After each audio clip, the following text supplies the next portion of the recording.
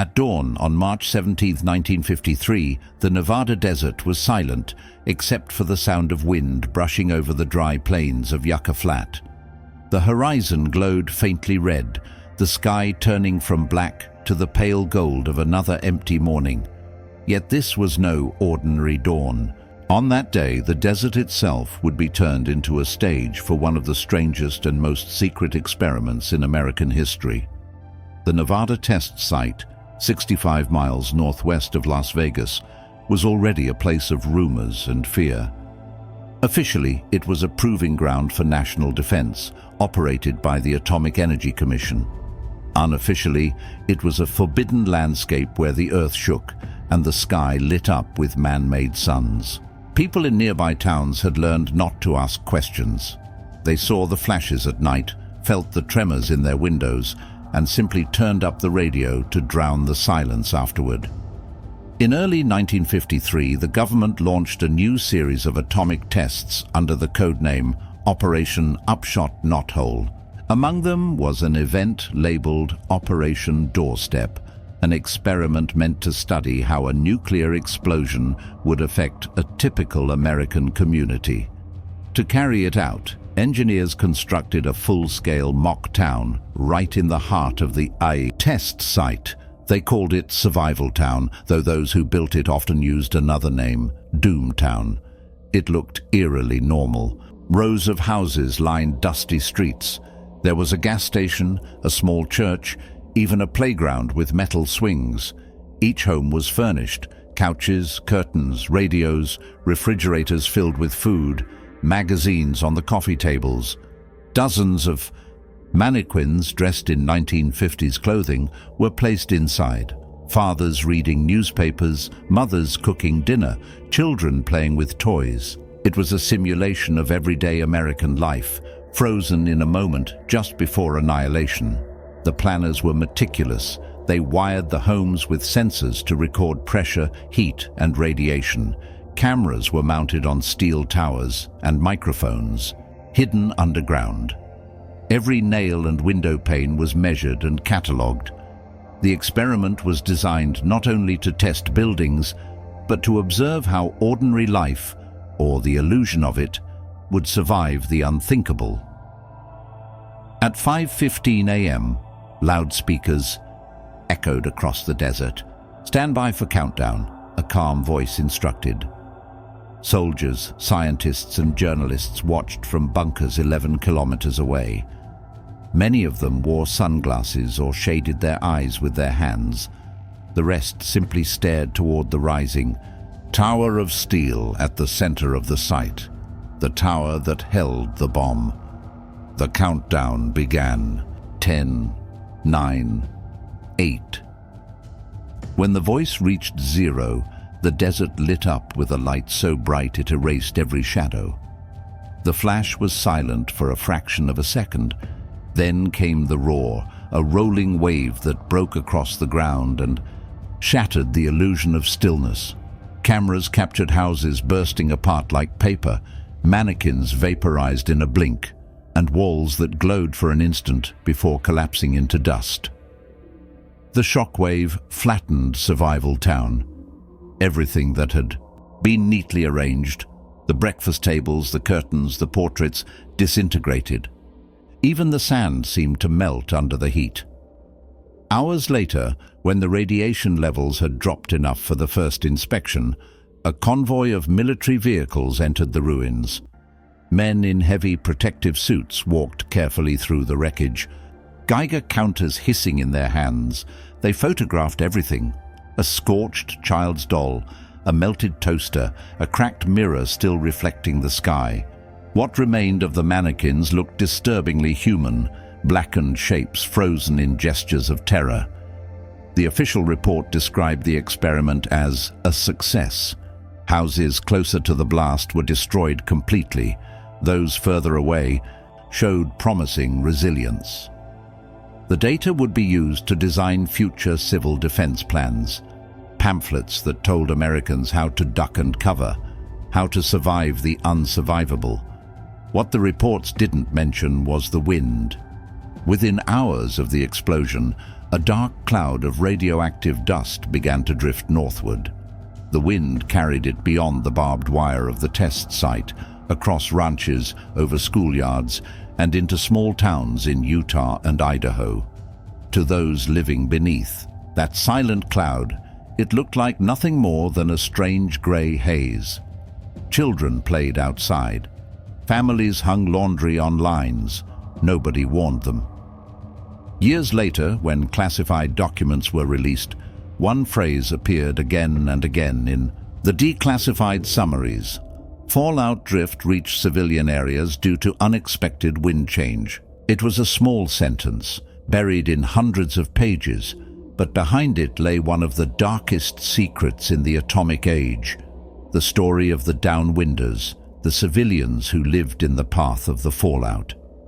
By 1955, doctors in southern Utah began noticing unusual clusters of cancer cases, leukemia, thyroid tumors, birth defects. At first, local physicians thought it was coincidence, but by the early 1960s, the pattern was undeniable. Families who had lived on the same land for generations were losing children to rare illnesses that didn't exist before the tests began. When journalists and independent scientists started asking questions, government agencies denied any connection. In one 1953 memo, found later in the archives of the Atomic Energy Commission, officials wrote, "Exposure of nearby civilian populations considered within acceptable limits." Acceptable limits. Those two words became the moral shield of an era, the language of bureaucracy protecting the machinery of power. Meanwhile, Las Vegas promoted the nuclear tests as tourist attractions. Hotels offered dawn bomb breakfasts, where guests could sip cocktails while watching the flash from their balconies. Photographers sold postcards of mushroom clouds rising behind the desert hills. The nation was told these tests were a triumph of science, proof of America's strength. Few understood that the fallout was real, that the dust settling on cars and windows carried invisible death. By the time the last above-ground test ended in 1962, over 100 atomic explosions had been detonated in the open air of Nevada. Each left its mark, in the soil, in the bones, in the bloodstreams of those who never knew they had been part of an experiment. Survival Town was gone, bulldozed and buried beneath layers of sand. The mannequins, the houses, the furniture, all erased. But the film remained. In old reels stored in government archives, one can still see it. A quiet, perfect little town destroyed in an instant of light. And with it, the first traces of a question that would haunt generations to come. What did the government know, and how much of America's own people were they willing to sacrifice for the illusion of safety? In the spring of 1961, a small wooden crate arrived at a government records office in Washington, D.C. It was marked simply AEC, restricted. Inside were reels of film, several folders, and a stack of carbon-copied memos. The contents would later form the foundation of what investigators unofficially called Operation Dust, the first attempt to understand and to quietly contain the consequences of the Nevada tests. For nearly a decade, the Atomic Energy Commission had dismissed every concern raised by scientists, doctors, and citizens living downwind of the Nevada test site. They claimed the tests were safe, that radiation levels outside the boundaries of the site were minimal and non-hazardous. Yet within those same years, the AEC's own technicians had been collecting soil samples, animal bones, and even milk from rural farms, samples that, as it turned out, told a different story. The memos inside that crate revealed the unfiltered truth. Radiation fallout had been detected hundreds of miles away, far beyond what official reports admitted. Strontium-90, a dangerous isotope produced by nuclear fission, had been found in the teeth of children in Salt Lake City. In another memo dated September 1957, a scientist named Dr. Harold Knapp wrote, "The extent of contamination in civilian areas may be significantly higher than our current estimates. Atmospheric drift appears to have been underestimated." Dr. Knapp's warning was quietly buried. His department was reassigned and the data reclassified, but a copy of his letter survived in that box, along with dozens of similar reports from field observers who had witnessed the strange, silent fallout drifting over ranches and towns. By the early 1960s, pressure began to build. Local newspapers in Utah and Nevada started publishing testimonies from farmers whose livestock had died after tests. "The sheep were blistered," one rancher wrote in a letter to the editor of the Salt Lake Tribune. "Their wool came off in patches, their eyes clouded. The government told us it was disease, but it started the week after the blast. The public wanted answers, but the government remained silent." Then, in 1962, a young reporter named Howard Hughes, not the famous aviator, but a local journalist from St. George, Utah, managed to acquire one of the AEC films labeled Survival Town Test. He screened it privately in a small community center. The footage shocked everyone who saw it. Houses burning, mannequins melting, the flash brighter than the sun. "This," Hughes told the audience, "is what they said would keep us safe." Word spread quickly, and for the first time, the concept of radiation fallout entered the national conversation. But while public awareness grew, so did the efforts to control it. The AEC launched its own internal study to review public communications on atomic safety. That study became Operation Dust, not an investigation into the truth, but into how to manage the perception of it. Declassified in part decades later, the Operation Dust memos read like instructions for an information war. One document from 1963 states plainly, "Our objective is to maintain confidence in the National Defense Program by minimizing undue alarm regarding fallout effects." Another memo suggests coordinating with Hollywood studios and national news networks to promote positive educational material about atomic progress. This was the era of optimism. Atomic energy was being sold as the future, the promise of clean power and global peace. To question it was to question America itself. Yet beneath the surface, the truth festered. In small desert towns, the first generation of downwinders began to die. Children developed thyroid cancers before they turned 10. Mothers miscarried. Livestock deformed. Crops failed. A pattern emerged, too specific to ignore, yet too dangerous to acknowledge. The official silence became unbearable. In 1979, a Utah resident named Mary Dixon began interviewing survivors and collecting testimonies. She later wrote, "The government told us the tests were safe. My sister died at 19. Half the people on our street had cancer. How safe was that?" Her words echoed a truth that no amount of policy could erase. The data confirmed what the witnesses already knew. The radiation had not stayed within the fences of the test site.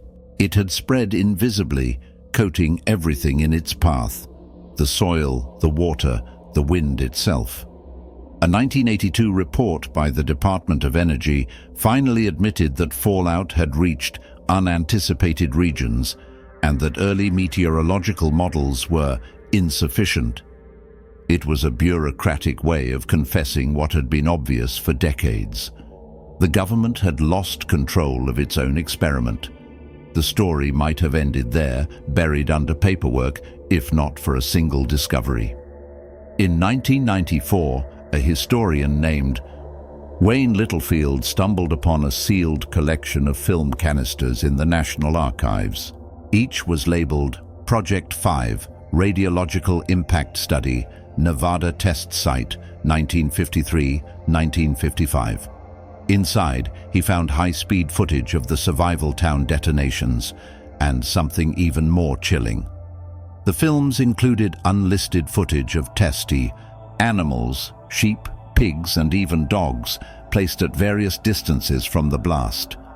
Their conditions were recorded meticulously: heart rate, respiration, skin temperature. Every second was documented. There was no sound on the film, just images. Animals burned, collapsing under the flash, their shadows seared into the sand. Those reels became key evidence in understanding the psychological detachment of the nuclear age, the ability to destroy and observe simultaneously, to treat annihilation as data. By the time those images were shown publicly, most of the original AEC officials were dead. Many records had been lost or destroyed, but the surviving fragments told a clear story. The fallout was not an accident. It was a calculated risk. The planners of Operation Dust had known there would be contamination. Their goal was not to prevent it, but to measure it, to see how far death could travel and still be considered acceptable. Half a century later, the desert still holds the evidence.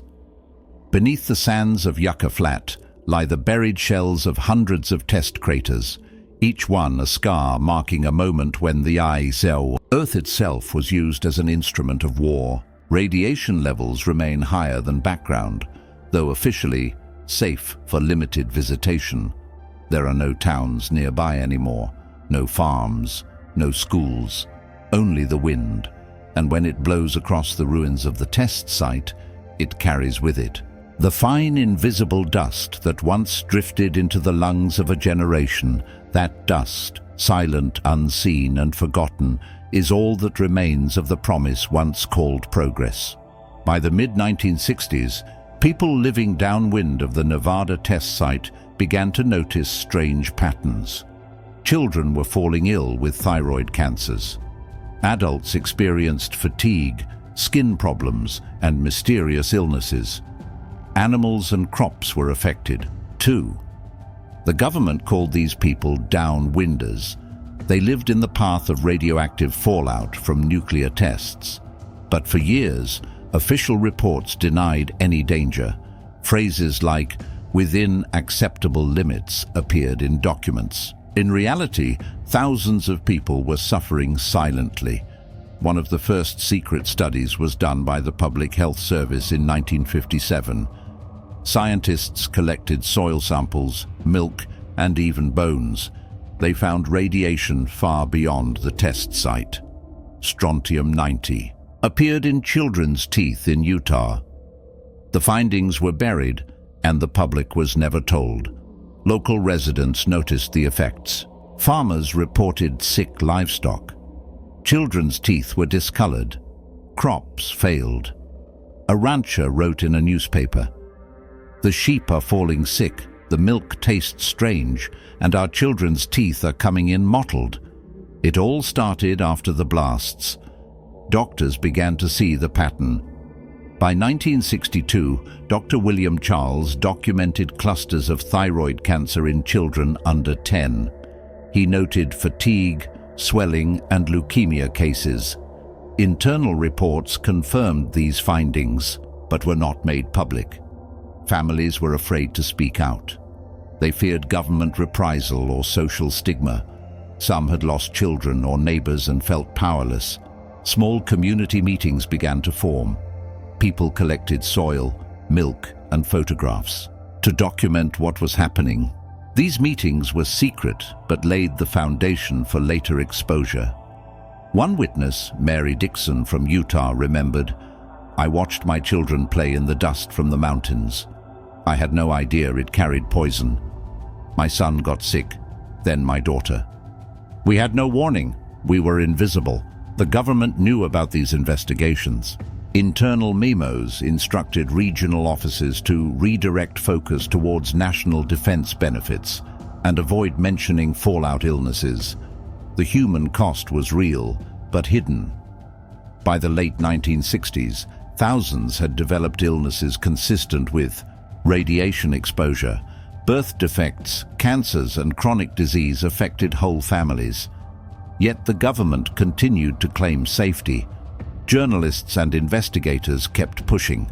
Howard Hughes interviewed survivors and former AEC staff.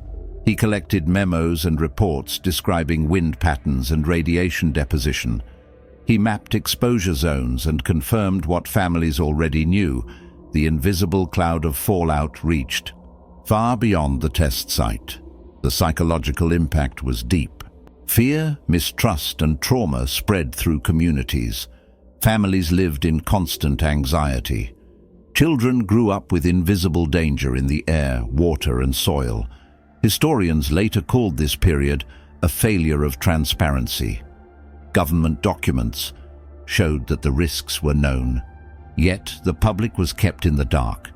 The phrase, "full disclosure may jeopardize public confidence," appeared repeatedly in memos. The disappeared were more than numbers. They were the children, parents, and elders whose lives had been changed. Their suffering was ignored for decades. The invisible cloud of radiation became both a literal and symbolic reminder of secrecy, power, and the human cost of scientific experiments. Even today, the desert holds the evidence. Craters, buried test sites, and residual radiation remain. The stories of those affected continue to shape how America understands nuclear testing, public health, and the responsibilities of government. The Downwinders' experiences remain a lasting testament to resilience and survival under the shadow of atomic power. By the early 1980s, decades after the first atomic tests, a new wave of scrutiny swept over the Nevada test site. The federal government, pressured by persistent journalists, scientists, and surviving downwinders, began to acknowledge the reality of exposure and its consequences. The once impenetrable veil of secrecy was starting to lift, revealing both the scale of the experiments and the human cost that had been hidden for years. In 1980, the Department of Energy and the newly established Nuclear Regulatory Commission began reviewing decades of classified AEC documents. Among the files were detailed reports of radiation dispersion, meteorological analyses, and fallout patterns. One striking chart, labeled Downwind Exposure 1953-1962, illustrated how radioactive particles had spread across southern Utah, northern Nevada, and parts of Idaho. The visual evidence was undeniable. Thousands of civilians had lived directly within the zones of dangerous radiation, yet had never been informed. Simultaneously, investigative journalists unearthed the films of Survival Town, the mock city used to study the effects of a nuclear blast on civilian structures. While the footage had been archived for decades, public viewing had been forbidden. The films depicted the town moments before detonation, streets lined with houses, mannequins posed in daily life, school books stacked on desks, radios set to play. When the bomb detonated, the flash obliterated every detail, leaving nothing but smoke, twisted metal, and dust. The images became central to congressional hearings in 1982. Senators and representatives demanded answers about the extent of civilian exposure. Testimonies were given by surviving downwinders, many of whom still remembered the day-to-day impact: children developing illnesses, livestock dying, unexplained health issues among family members. One witness, Eleanor Jensen from St. George, Utah, recalled, "I saw my neighbor's children fall sick. Doctors told them it was nothing, but it was happening to everyone on our street. I lost 2 cousins before they turned 15. We weren't told we were in danger. We were invisible." Legal avenues slowly began to open. Class action lawsuits emerged, seeking compensation for those affected by fallout exposure. One landmark case filed in 1983 argued that the government had knowingly allowed harmful radiation to drift over populated areas without informing citizens. Depositions revealed internal memos describing fallout estimates, contamination predictions, and even correspondence suggesting intentional underreporting of health risks. The complexity of these cases lay in proving causation. Radiation exposure is invisible, gradual, and long-term. Scientists had to reconstruct meteorological patterns, calculate doses, and correlate them with medical histories. Yet even in this daunting task, the surviving documents provided irrefutable evidence. One declassified report from 1955, labeled Radiological Survey of Downwind Areas, detailed that fallout deposits contain strontium-90 and cesium-137, isotopes known to increase the risk of cancer and genetic defects. Historians later noted the chilling bureaucracy reflected in these documents. Phrases like exposure, within acceptable limits, and risk considered minimal were repeated endlessly, masking a reality that affected thousands of individuals. Internal communications revealed that the AEC's primary concern was maintaining public confidence in nuclear defense programs rather than safeguarding the health of local populations. By 1985, a combination of journalistic investigation, legal pressure, and advocacy by survivors led to a slow, partial acknowledgement by the federal government. Congress commissioned a review, and the Radiation Exposure Compensation Act, RECA, began to take shape, aiming to provide restitution to those affected by fallout from atomic testing. Compensation, however, was limited, and bureaucratic hurdles often prevented the most severely affected from receiving adequate support. In addition to legal recognition, scientific study intensified. Epidemiologists traced cancer clusters, thyroid disorders, and birth defects to fallout exposure. Detailed analyses revealed that areas once considered safely downwind had actually received doses high enough to significantly increase health risks.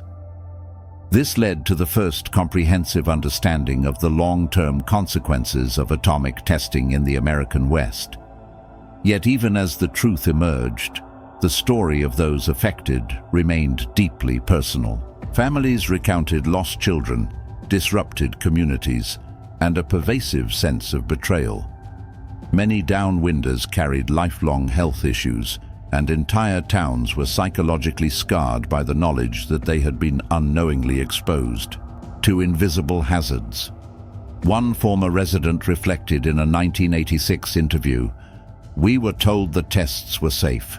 We trusted them, and they were wrong. Our children paid the price." The desert itself, however, remained silent. The craters have exploded. Buildings, test towers, and bomb scars littered the landscape, hidden beneath layers of sand. Geologists and archaeologists who visited the area decades later described it as a wasteland of abandoned experiments, both a reminder of human ambition and a monument to secrecy. In archives across the country, reels of film and boxes of classified documents became central to historical inquiry. Researchers painstakingly pieced together the timeline of each test, the spread of fallout, and the bureaucratic decisions that prioritized optics over safety. These materials painted a stark picture. The Nevada test site was not just a proving ground for atomic power. It was a crucible in which ordinary citizens became unwitting participants in one of the largest public health experiments in U.S. history. By the late 1980s, the term downwinders had entered the national consciousness. Advocacy groups formed, publications documented survivor experiences, and a slow wave of accountability began. Still, many families struggled to reconcile their losses with the abstract, sanitized language of government reports. The desert had revealed its secrets, but the human cost could never be fully restored. The Nevada test site remained both a testament to scientific ingenuity and a grave reminder of the consequences of unchecked authority. Every crater, every film reel, Every report bore witness to what had been done in the name of progress and the lives that had been irrevocably changed. By the 1990s, the stories of the downwinders had become widely known, though the scars left by decades of secrecy were still raw. The government had begun to acknowledge the human consequences of atomic testing in Nevada, yet many victims continued to struggle with illness, financial instability, and the lingering psychological impact of betrayal. The path to justice was long, fraught with bureaucratic obstacles, and shaped by both scientific evidence and public pressure. The Radiation Exposure Compensation Act, (REK), passed in 1990, represented a landmark attempt to provide restitution. It allowed eligible individuals to receive monetary compensation for illnesses caused by radiation exposure from atomic tests, uranium mining, and other related activities. Thousands applied, documenting their health issues, family histories, and residence records to demonstrate exposure. The process, though, was rigorous. Applicants faced stringent proof requirements, medical examinations, and administrative delays, often leaving families frustrated and disheartened. Despite these challenges, REK marked an unprecedented recognition of governmental responsibility. For the first time, the United States formally admitted that the Nevada test site and associated activities had caused harm to its citizens. Survivors received compensation ranging from tens of thousands to hundreds of thousands of dollars, though no amount could fully account for the loss of life, health, and peace of mind endured over decades. Beyond monetary restitution, the legacy of the Nevada tests spurred scientific and policy reforms. Researchers used decades of fallout data to improve understanding of radiation's long-term health effects. Studies conducted by the Centers for Disease Control and Prevention, CDC, and the National Institute for Occupational Safety and Health, NIOSH, documented correlations between exposure and cancer rates, genetic mutations, and chronic illness. These findings informed safety standards for nuclear power, environmental monitoring, and disaster preparedness, creating safeguards designed to prevent a repetition of the past. The impact extended to public consciousness as well. Documentaries, books, and investigative journalism brought the stories of the downwinders to a national audience.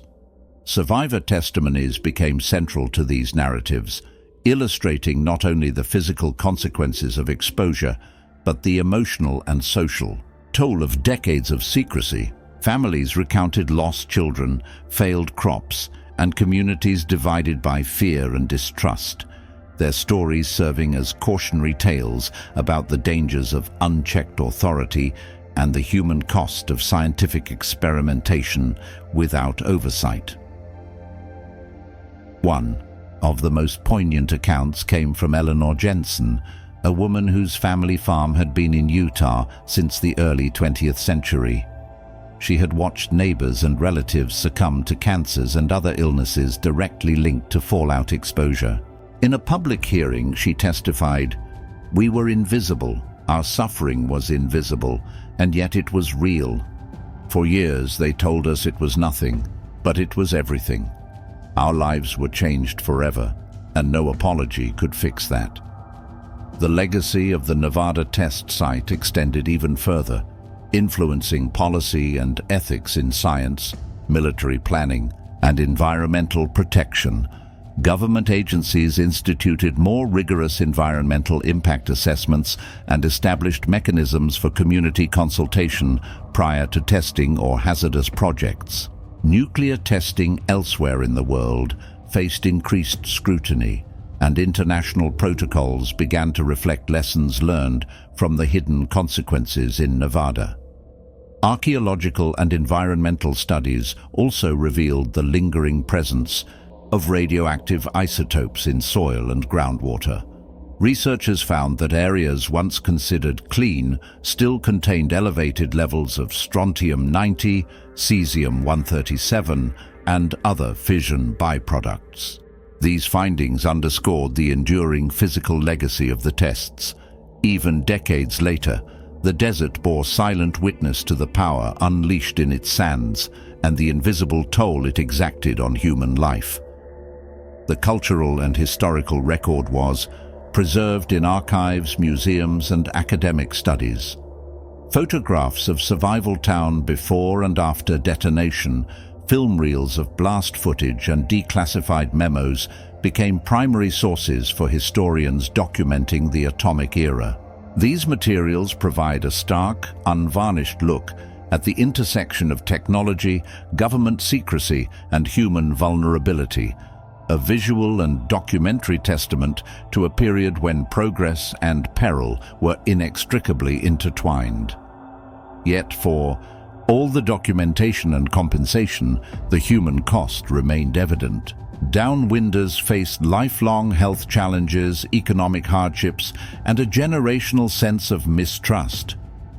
Communities had to reconstruct not only their physical environments, but also social cohesion, relationships, and faith in institutions that had once promised protection.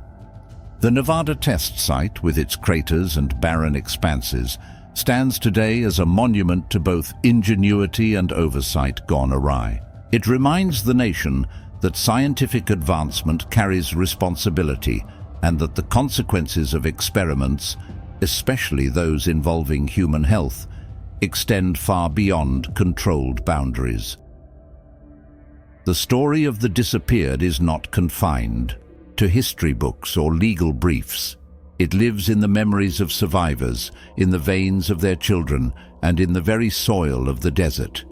It is a testament to resilience, a cautionary tale of transparency, and a call to remember those whose lives were forever altered in the name of national defense.